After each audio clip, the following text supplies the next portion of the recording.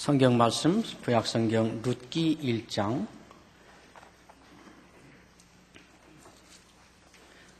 룻기 1장입니다. 19절에서 22절까지 읽겠습니다.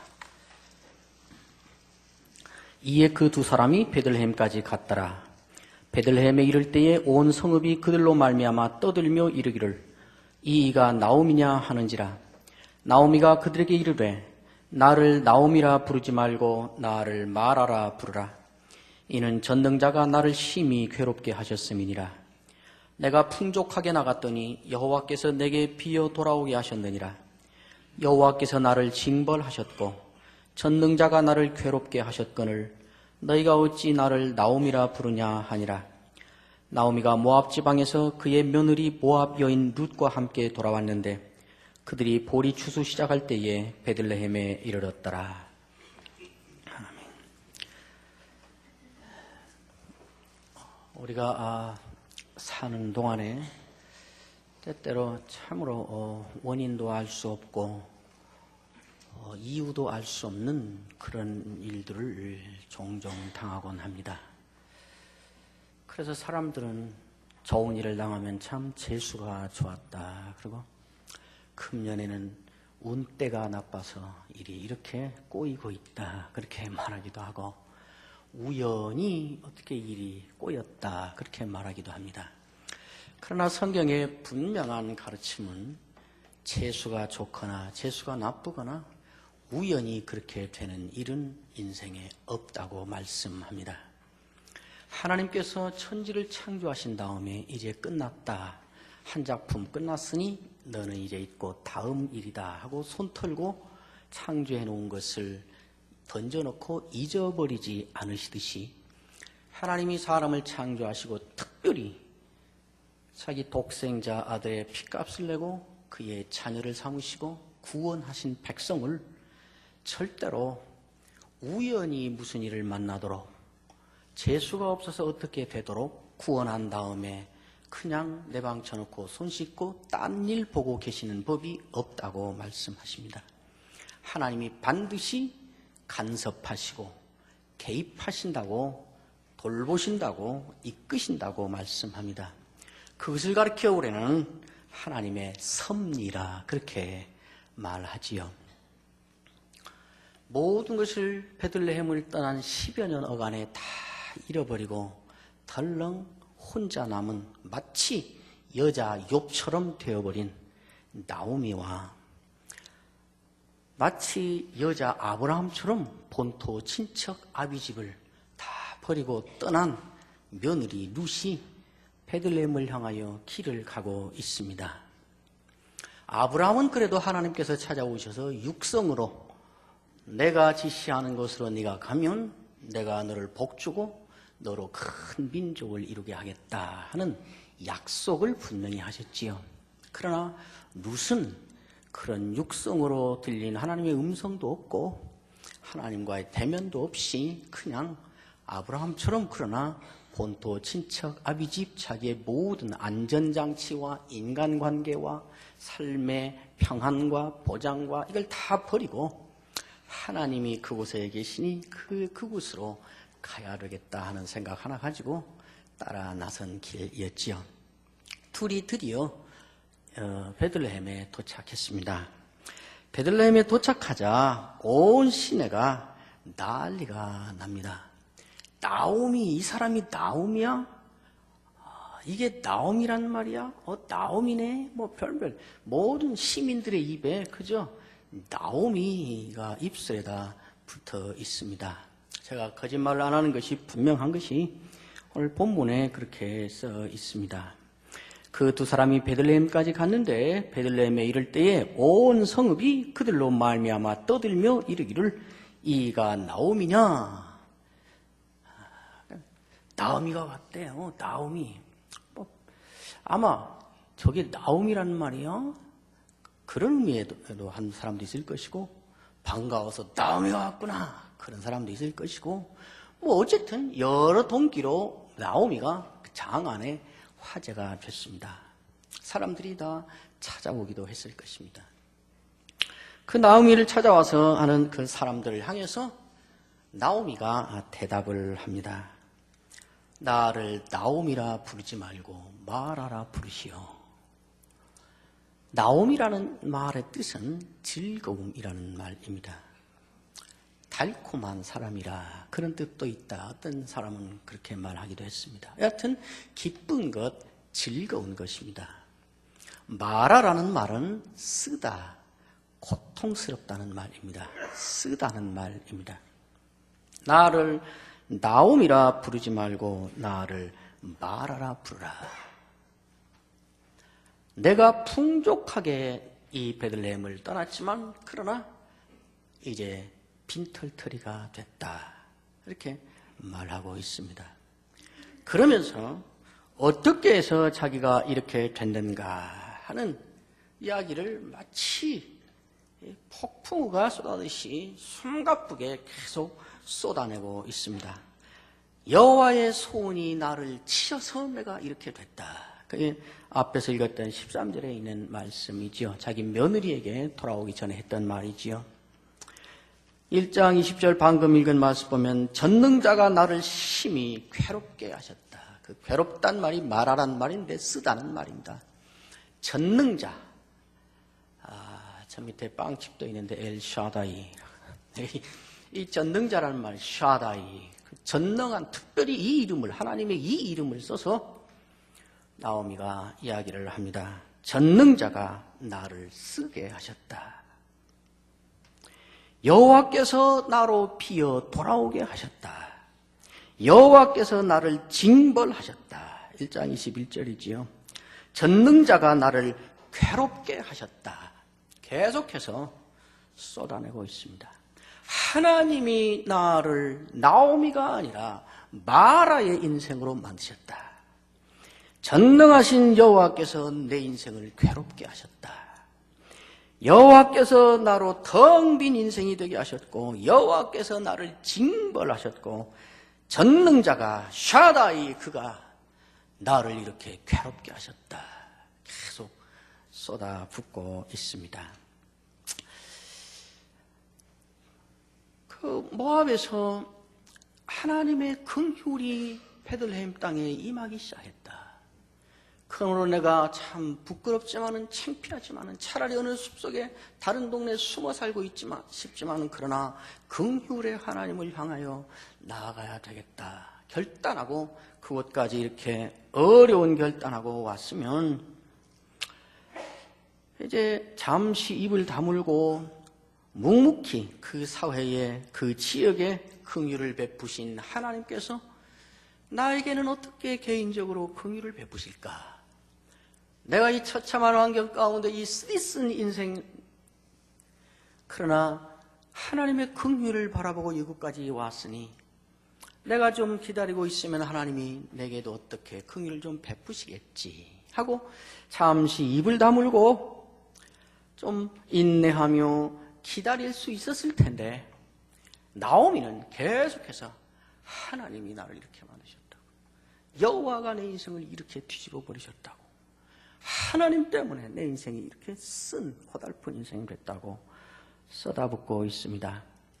아마 나오미가 긍휼의 하나님 내가 찾아왔지만은 그 하나님이 내게도 어떤 긍휼을 베풀 것이다 하는 마음을 가지고 잠잠히 입을 다물고 기다리고 있기에는 그의 처한 현실 상황이 너무 가혹하고 너무 절망적이었던 것 같습니다. 이해가 됩니다.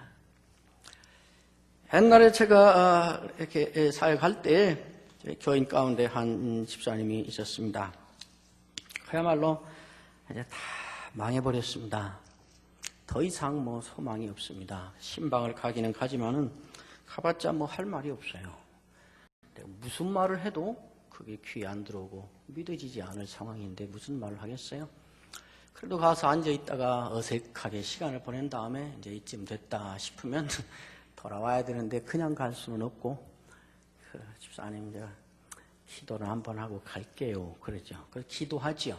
근데 제가 하는 기도가 절대로 실현될 가능성이 없다는 것은 그분도 알고 저도 알고 그냥 인사 절차상 기도를 하는 거지요.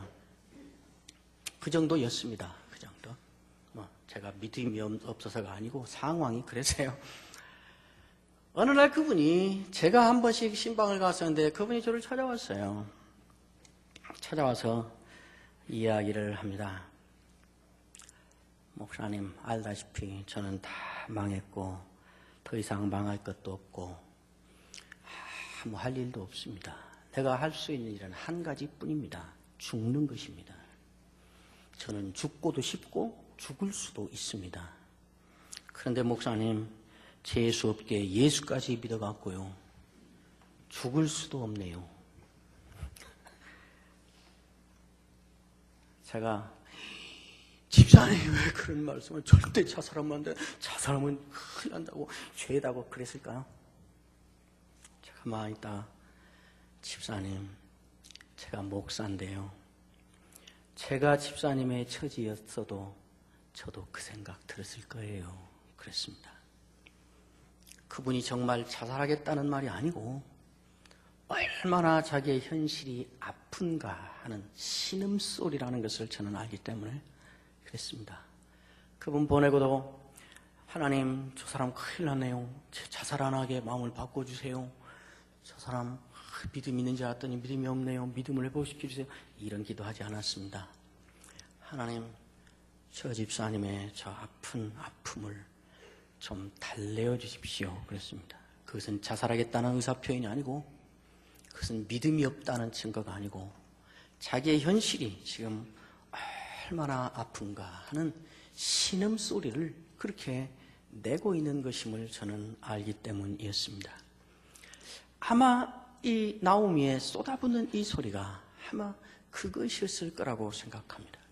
아무리 상황이 어려워도 나오미처럼 이따위로 말을 하면 안 된다, 이렇게 비신앙적이고 불신앙적이고 불경건하고 이러지 맙시다 하고 이 말씀을 읽는다면 제 생각에는 아마 나오미를 매우 서운하게 할 것 같아 보입니다. 그 말이 아니고, 나는 지금 얼마나 아픈 인생을 살고 있는가, 나는 얼마나 가혹한 현실에 처해 있는가 하는 소리를 이렇게 하고 있는 것일 것입니다. 그래서 이해는 갑니다. 그러나 나오미의 이 말은 사실일까? 나오미가 지금 자기가 처한 현실에 대하여 갖고 있는 이 현실 인식은 정확한 것인가, 맞는 것인가 하는 의문은 품게 됩니다. 어떤 점에서 나오미의 자기의 현실 인식은 맞다고 할 수 있습니다. 하나님이 그렇게 하셨다, 여호와께서 그렇게 하셨다, 전능자가 그렇게 하셨다 라는 점에 있어서는 맞습니다. 하나님이 그렇게 하신 것입니다. 하나님이 그렇게 만드신 것입니다. 그러나 하나님이 내 인생을 징벌하려고 이렇게 하셨다, 하나님이 나의 인생을 쓰게 하시려고 이렇게 하셨다, 하나님이 내 인생을 텅 빈 인생으로 만들려는 목적을 가지고 나에게 이렇게 하셨다 하는 그 해석은 사실이 아닙니다. 정확하지 않습니다. 하나님이 나의 현실을 이렇게 만들었다는 그 사실 인식은 정확한 것이지만은, 하나님이 자기의 인생에 그런 일을 하시고 그런 처사를 하신 그 하나님의 행위와 하나님의 처사에 대한 나오미의 해석은 잘못됐습니다. 하나님이 그렇게 하려고 하시지 않은 것이라는 것을 올해는 그 뒤에를 보면 다 알고 있습니다. 룻기의 처음과 끝을 모두 아는 우리가 들을 때에 어떻게 들립니까?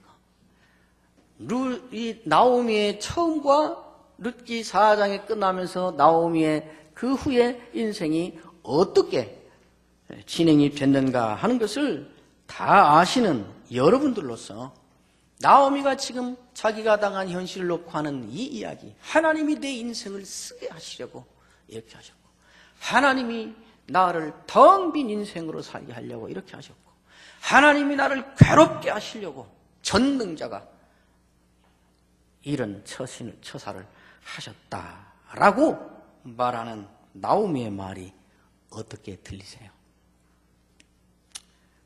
저는 나오미의 이 말을 이렇게 들으면서 아무것도 모르면서 말을 제법 함부로 하는구만, 이런 생각 들지 않으세요? 우리는 나오미의 인생 전체를 지금 알고 있으니까, 그리고 나오미의 지금 이 대목이 그의 인생에 어디를 향하여 가고 있는 길목인가를 알고 있으니까 그렇죠. 그것이 분명한 것이, 또 본문은 우리도 나오미가 자기의 현실을 그렇게 해석하는 것이 옳지 않음을 본문이 우리에게 바로 이어서 암시하고 있고 뒤이어서 계속하고 있는 말이 바로 그것입니다. 22절에 보면 나오미가 다 할 말을 다 쏟아낸 다음에 22절에 이 룻기의 기자가 슬쩍 한마디를 거기에 덧붙여 놓습니다. 나오미가 모압 지방에서 그의 며느리 모압 여인 룻과 함께 돌아왔는데 그들이 보리 추수 시작할 때에 베들레헴에 이르렀더라. 나오미가 모압 지방에서 그의 며느리 모압 여인과 함께 돌아왔다, 이렇게 말하고 있습니다. 그리고 곧 이어서 그때가 마침 보리 추수를 시작할 때였다. 왜 이 말을 붙여놨을까요? 이게 무슨 말일까요? 나오미는 계속해서 나는 빈털터리로 하나님에 의해서 빈털터리 인생이 됐다. 난 아무것도 없고 아무도 없고 다 잃어버렸고 고달프고 혼자서 쓰디쓴 인생을 살고 있는 사람이다. 나오미라니 나한테 맞지 않다. 나를 말하라 부르라. 그것이 나다.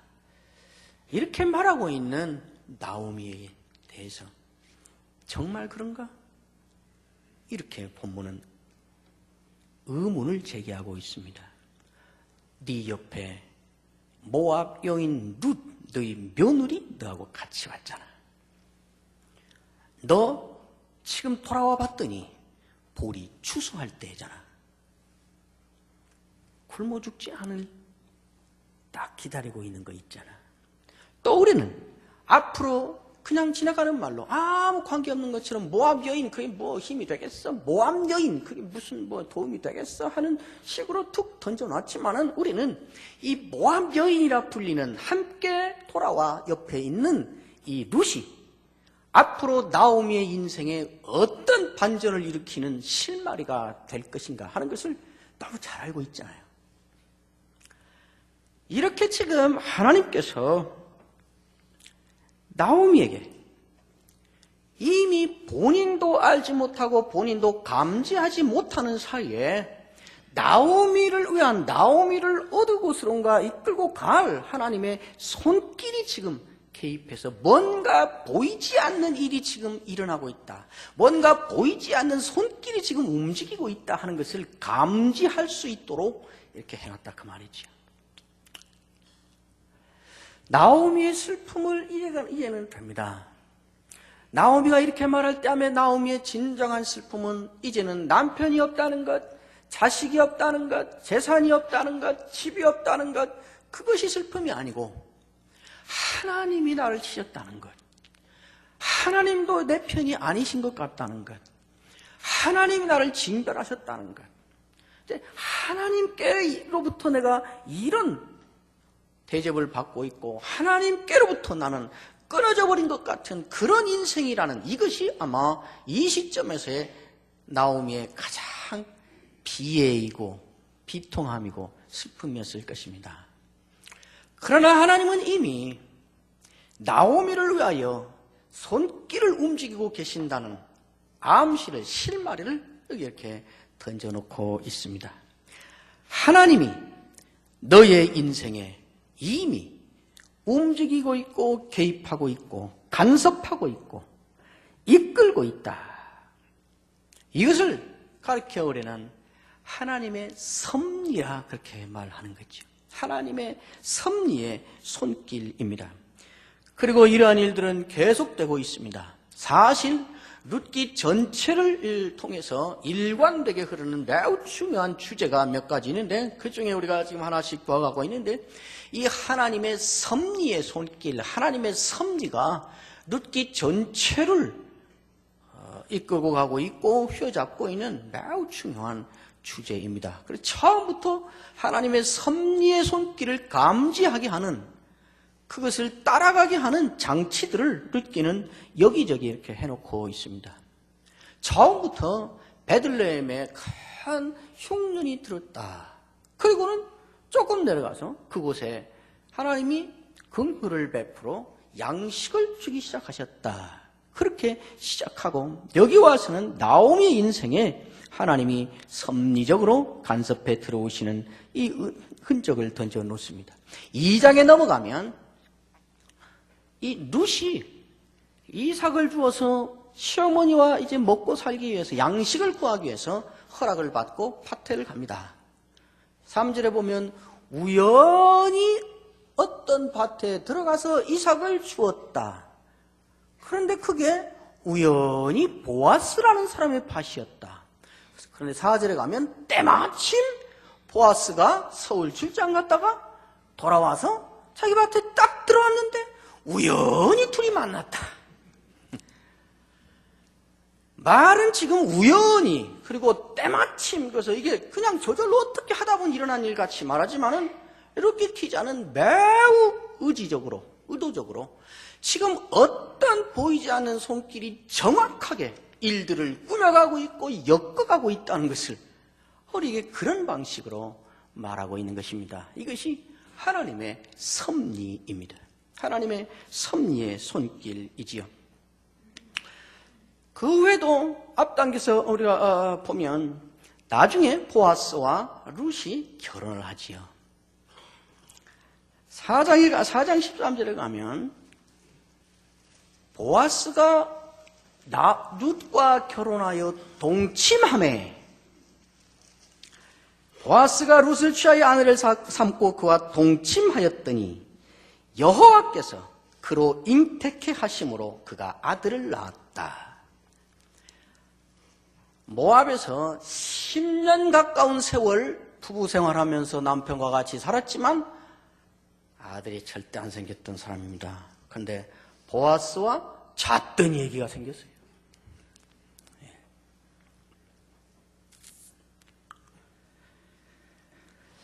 아마 뒤에 보면 이런 일들이 진행돼 가면서 최소한 2장 22절에 가면 일이 이렇게 보아스, 룻 이렇게 진행되는 것을 보면서 그때야 나오미가 이거 심상치 않다 하고 하나님의 손길이 지금 움직이고 있다고, 하나님의 섭리의 손길을 그때 감지하기 시작합니다.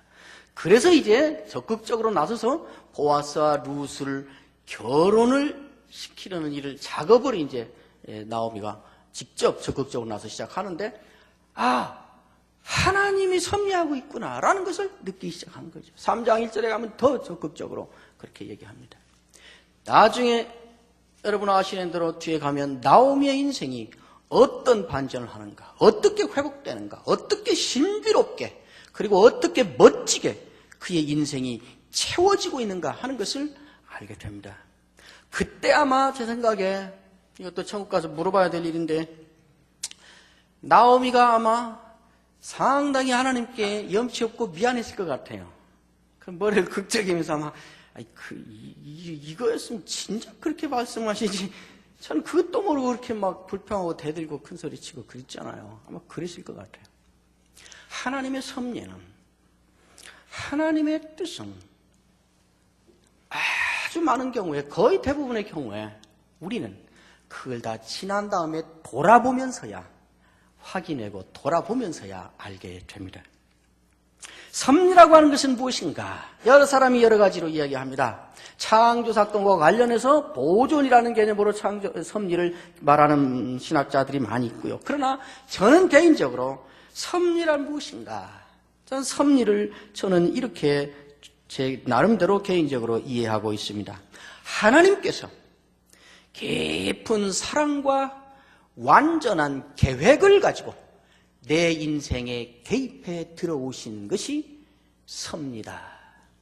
그걸 더 넓혀서 얘기하면 하나님께서 깊은 사랑과 완전한 계획을 가지고 역사 현장으로 개입해 들어오신 것이 하나님의 섭리라 저는 그렇게 생각합니다. 그러므로 섭리의 본질은 무엇인가? 하나님의 섭리의 본질은 언제나 긍휼입니다.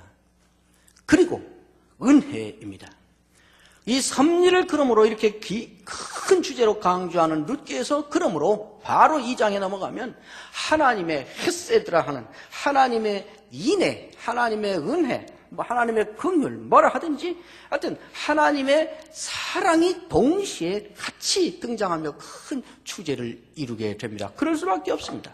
하나님의 섭리의 본질은 언제나 긍휼입니다.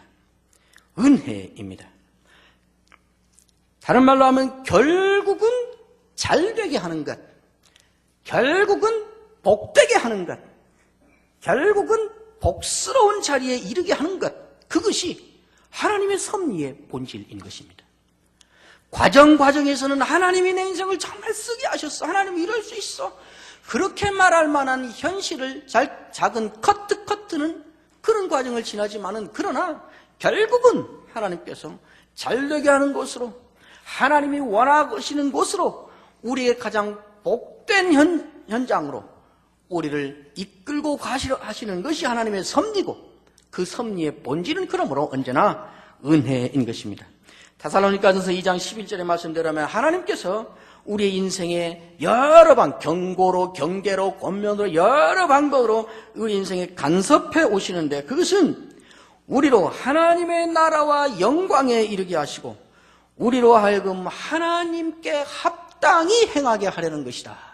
하나님께 합당히 행하는 사람으로 살게 하려고 간섭하시 오신다.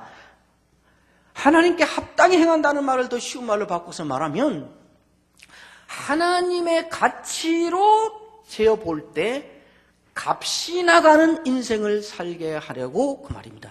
하나님의 저울로 달아볼 때 무게가 나가는 사람으로 살게 하려고 하나님이 우리에게 여러 방면으로 간섭을 하신다 이 말입니다. 에레미야 29장 11절에서 에레미야를 통해서 하신 말씀대로를 빌려서 말하면 이런 말입니다. 나 여호와의 말이니라. 나의 생각은 내가 아나니 재앙이 아니라 평안이요 장래에 소망을 주려 하는 것이라. 이것이 우리 인생의 우리 삶의 현장에 우리 역사의 현장에 섭리하여 개입해 들어오시는 하나님의 섭리의 본질인 것입니다. 그러므로 이런 하나님의 섭리에 대하여 하나님이 섭리하신다. 우연이라는 건 없고 내 인생에 지금 상황이 어떠하든지 하나님이 내 인생에 섭리하고 계시고 하나님이 내 삶의 현장에 섭리의 손길을 지금 작동하고 계시고 하나님이 우리가 사는 역사의 현장에 역사의 현실에 섭리의 손길로 여전히 간섭하시고 역사하시고 이끌고 계신다 라는 하나님의 섭리의 역사하심을 믿는 사람에게는 그러므로 언제나 중요한 세 가지의 그 결과가 나타나게 됩니다. 첫째는 우리의 현실에 대한 인식을 매우 신중하고 진지하게 하게 됩니다. 그저 느껴지는 대로 눈에 보이는 대로 생각나는 대로 인생을 그렇게 말할 수 없다는 것을 알게 됩니다. 나오미처럼 이렇게 그냥 쏟아내서는 안 된다는 생각을 하게 됩니다. 왜냐하면 지금 하나님의 섭리가 어떻게 움직이고 있는지 모른다 하는 확신을 가지고 있으니까 그렇습니다. 두 번째, 우리가 하나님의 섭리를 분명히 믿는다면 우리는 우리의 현실에 대하여 소망과 인내를 가지고 기다릴 수 있게 됩니다. 그리고 소망을 품을 수 있게 됩니다. 여러분, 인내라고 하는 것은 이를 악물고 견뎌내는 것이 아닙니다. 하나님이 내 인생의 섭리의 손길을 펴고 계시고 하나님의 섭리의 본질은 언제나 은혜이고 하나님의 섭리의 결과는 결국 나를 좋게 하는 것이고 복되게 하는 것이고 하나님이 내게 가장 복되고 좋은 것이라고 정하신 곳으로 나를 끌고 가는 것이다 라고 믿는 사람에게 있어서는 그러므로 어떤 상황이든지 오늘 이 현실 속에서 인내와 소망을 갖게 될 수밖에 없습니다. 그런 의미에서 인내란 이를 악물고 견뎌내는 것이 아닙니다. 인내란 가슴에 한을 품고 참아내는 것도 아닙니다. 인내란 기다리는 것입니다. 그 기다림은 소망에 찬, 확신에 찬 소망에서 오는 기대감입니다. 그러므로 인내는 포기의 순간을 넘기는 것입니다. 하나님의 그 섭리에 대한 신뢰에서 소망이 생기고 소망이 확실하니 그것을 기다리는 것이고 그 기대감에 찬 기다림이 인내인 것입니다. 그러므로 인내는 참음보다는 훨씬 더 기다림과 가깝습니다. 참음은 현실지향적이지만 기다림은 미래지향적입니다. 인내는 현실을 뛰어넘어 저만치 세월의 결국을 내다보는 사람의 성품입니다. 당신이 나를 그리고 내가 당신을 참아준다는 것은 당신이 나를 그리고 내가 당신을 견뎌내준다는 말이 아니라 소망을 갖고 기다려준다는 말입니다. 그러므로 인내 그것은 아름다운 것입니다. 그런 제가 하나님의 섭리가 이런 것이다 하는 것을 몇 년 전에 깨닫고 너무 감사해서 써놨던 글입니다. 제가 썼던 글입니다. 인내와 소망을 갖게 됩니다.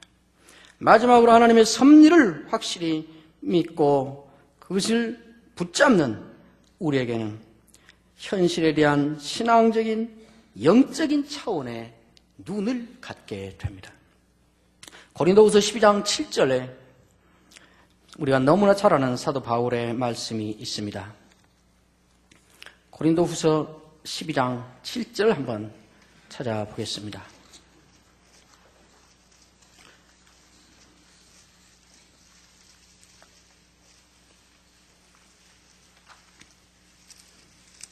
(12장 7절부터 10절까지) 신약성경 298페이지입니다. 여러 계시를 받은 것이 지극히 크므로 너무 자만하지 않게 하시려고 내 육체의 가시 곧 사탄의 사자를 주셨으니 이는 나를 쳐서 너무 자만하지 않게 하려 하심이라. 이것이 내게서 떠나가게 하기 위하여 내가 3번 주께 간구하였더니 나에게 이르시기를 내 은혜가 내게 족하도다. 이는 내 능력이 약한 데서 온전하여짐이라 하신지라. 그러므로 도리어 크게 기뻐함으로 나의 여러 약한 것들에 대하여 자랑하리니 이는 그리스도의 능력이 내게 머물게 하려 함이라. 그러므로 내가 그리스도를 위하여 약한 것들과 능욕과 궁핍과 박해와 곤고를 기뻐하노니 이는 내가 약한 그때의 강함이니라. 바울이 지금 처해 있는 자기 현실에 대하여 갖고 있는 인식으로부터 시작합니다. 바울은 매우 처참하고 불편하고 고통스러운 그러한 현실에 직면해 있습니다. 바울 자신의 말로 이것은 사단이 내게 주신 가시라고밖에는 말할 수 없는 그런 참혹한 그리고 참 싫은 그 문제를 안고 있습니다. 얼마나 이게 싫고 지독하고 이게 미운 것이면 이것은 사단이 내게 준 가시다고 사단의 사자라고 그렇게 말하겠습니까? 그리고 곧 이어서 말하기를 그 현실이 내게서 없어지기를 내가 그 짐을 벗을 수 있게 되기를 위해서 3번씩 기도했다. 1번, 2번, 3번, 3번 기도했다는 말이라기보다 이거는 어떤 의미에서 상징적인 표현입니다. 결단하고 작정하고 매우 열심히 결단의 기도를 했다는 말이지요. 그렇게 사단의 가시라고밖에는 표현이 안 되는 또 하나님께 작정하고 이 문제를 내게서 제거해달라고 이 가시를 빼달라고 하나님께 작정하고 간구해야 될 만한 그런 혹독한 현실에 자기는 처해 있다고 말하는 것입니다. 그런데 그렇게 간구하는 가운데에 바울이 자기는 그렇게 인식하고 있는 자기의 현실에 대한 하나님의 인식은 정 딴판이라는 것을 발견하게 됩니다. 거기 보시면 하나님이 9절에 말하기를 내 은혜가 내게 족하도다. 이는 내 능력이 약한 데서 온전하여짐이라. 자기는 사단의 가시와 같고 정말 벗어버리고 싶어서 하나님께 매달리는 만한 이런 혹독한 현실인데, 그거를 놓고 하나님은 은혜요, 하나님의 능력이라는 말로 인식하고 있다 그 말입니다. 어떻게 이 현실이 은혜와 있다 있고, 어떻게 이런 것이 다 하나님의 능력과 잇대일 수 있다는 말인가? 이 모순과 번민 사이에서 바울이 확인하는 것이 있습니다. 인생이라고 하는 것이 보이는 대로가 아니고 느껴지는 대로가 아니라는 사실을 바울은 확인하는 것입니다. 나의 현실에 하나님의 섭리가 작동하고 있고 인생의 의미와 가치라는 것이 그것으로부터 주어지는 것이라는 확인을 바울이 하게 되는 것입니다. 인생의 의미와 가치라고 하는 것은 내 눈에 보이는 대로, 내 마음에 느껴지는 대로, 내 몸에 감각되는 대로 그것에 의해서 내 인생에 내가 당한 현실의 의미와 가치가 부여되는 것이 아니고 다른 것에 의해서 의미와 가치가 부여되는 것이라는 것을 바울은 확인하게 된 것입니다. 그것이 무엇인가? 하나님이 내 인생에 간섭해서 내 이 현실에 지금 하나님이 섭리하셔서 하나님의 어떤 부분과 잇대어 있다는 이것으로 볼 때에 내 인생의 의미와 가치를 알게 된다는 것을 바울이 확인하게 된 것입니다. 그래서 바울이 내리는 결론이 9절 하반절과 10절에 있는 말씀입니다. 그러므로 도리어 크게 기뻐함으로 나의 여러 약한 것들에 대하여 자랑하리니 이는 그리스도의 능력이 내게 머물게 하려 함이라. 그러므로 내가 그리스도를 위하여 약한 것들과 능욕과 궁핍과 박해와 곤고를 기뻐하노니 이는 내가 약한 그때의 강함이니라. 조금 전까지도 사단의 사자로 여기질 만큼 지독하게 싫고 그 짐을 벗어나기 위하여 3번씩 작정하고 결단의 기도를 할 만큼 싫었던 것이 어떻게 큰 기쁨이 되고 자랑이 되고 이제는 떠나가기 위하여 간구할 것이 아니라 내게 머물게 하게 하여 붙잡아두고 싶은 그것이 되는가? 기쁨으로 걸머지고 가고 싶은 것이 될 수 있는가? 약한 것, 능욕, 궁핍, 박해, 곤고 그것들은 절대로 그 자체로 기쁘지 않은 것입니다. 약한 것, 곤고, 가난한 것, 굶주리는 것, 능욕받는 것, 매맞는 것, 고생하는 것, 박해받는 것, 괴로움 당하는 것, 이것이 그 자체로 큰 기쁨이 되는 사람이 있다면 그건 정신병자일 것입니다. 그럴 수가 없습니다. 바울은 그 자체를 즐긴다는 말이 아니라 그것이 어떻게 나의 현실이 되었고 내가 그렇게 싫어하는 이것이 어떻게 나의 인생의 한 부분이 되게 됐는가, 그 연유가 어디에 있는가 하는 것을 드디어 확인하게 되고 이제는 그 눈으로 그것을 보게 된 것입니다. 이 고달픈 현실 뒤에, 이 서러운 아픔 뒤에, 그 앞에, 그 안에 무엇이 역사하고 있는 것인가 하는 것을 발견하고 그 눈으로 자기의 현실을 보게 된 것입니다. 그것이 무엇인가? 하나님이 내 인생에 간섭하셔서 일어난 일이다. 나의 이 아픔이, 이 서러움이, 이 고달픔이, 이 고통이, 이 무거운 짐이 하나님이 내 인생에서 무엇인가 일을 펼쳐가시는 하나님의 섭리의 손길과 잇대어 지금 나에게 주어지고 있는 일이다 라고 하는 것을 확인한 것입니다. 그러고 나서 보니까 그것이 크게 기뻐할 일이 되고 있다고 말하고 있는 것입니다. 하나님의 섭리는 나의 현실에 의미를 부여하며 하나님의 섭리에 대한 믿음은 나로 하여금 내가 살아가는 현실을 제대로 인식하고 이해하고 그 인생을 살아갈 높은 차원의 안경을 우리에게 끼워주는 것과 같다는 말을 하고 있습니다. 눈에 보이는 대로, 느껴지는 대로 내 인생은 그런 것이 아니라고 말합니다. 사도 바울은 골로새서 1장 24절에 가면 같은 맥락의 말을 합니다. 내가 너희를 위하여 받는 괴로움을 기뻐하고 그리스도의 몸된 교회를 위하여 그리스도의 남은 고난을 내 육체에 채운다. 거기도 역시 괴로움을 기뻐한다고 말합니다. 괴로움이 기쁨이 되는 사람이 어디 있습니까? 바울은 기적이 일어나서 아무리 맞아도 나는 재미가 있어요. 나 희한해. 은혜를 받았더니 아무리 밥을 안 먹어도 배가 안 고프고 오히려 그게 재밌어. 그 말이 아니고요. 괴로움이 기쁜 사람이 어디 있습니까? 그 다음 말입니다. 그의 몸된 교회를 위하여 그리스도의 남은 고난을 내 육체에 채운다. 내가 받는 이 괴로움과 모욕과 수욕과 배고픔과 매맞음과 멸시받음과 이것들은 지독히 싫지만은 그러나 그것 자체가 아니라 그것이 그렇게 닥쳐온데 그 현실에 의미가 무엇인가?